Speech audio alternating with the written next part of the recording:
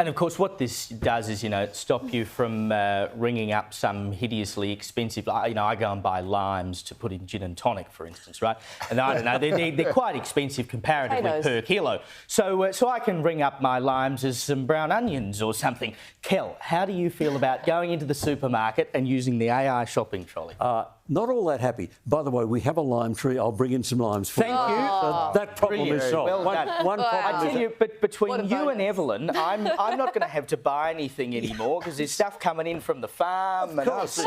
But I've got to say, I really hate self-checkouts because the self-serve checkouts, the way they exist at the moment, mean I'm actually on the staff, unpaid, on the staff of the supermarket, doing the work of the person they sacked. I really resent that. And, 3 items in, suddenly it's saying it needs store login because I've done something wrong with the Brussels sprouts. I know. I think the whole thing is ridiculous. I wanted to bring up something that the Netherlands are also doing. And I actually didn't know that the Netherlands invented this AI trolley. But it's interesting. It coincides with them tracking their receipts of what people are purchasing in shops. So it's this trial that they're done because they're doing, sorry, that was terrible grammar, talking about school teachers. I need AI to speak.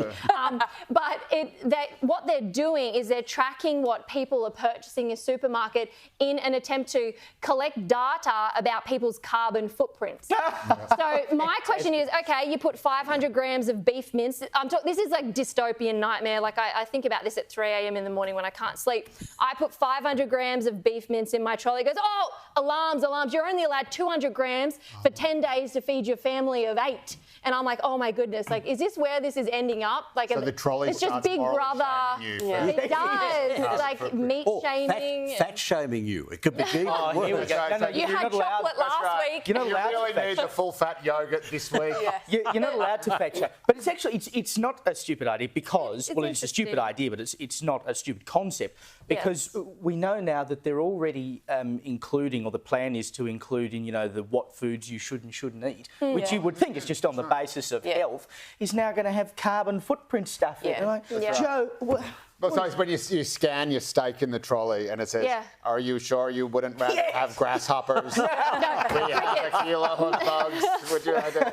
Isn't like being very kind of liberal, like, why do we keep trying to force Coles and Woolworths to do what we want them to do?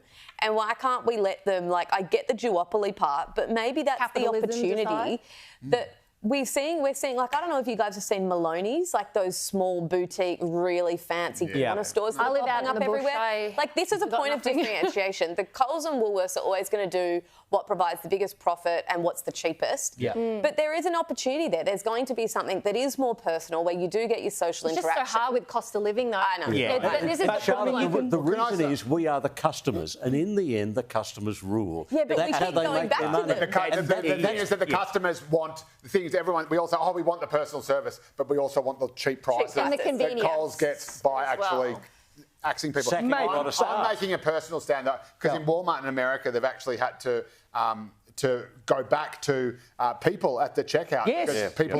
So many customers are shoplifting. So I've started a campaign here in Australia where I'm just shoplifting everything from the self-checkout until eventually... I mean, it's high risk, but the reward... You should see the amount of toilet paper in my garage. By the way... It's a good sacrifice for the rest of us, the Sunday Showdown does not condone shoplifting before anyone else.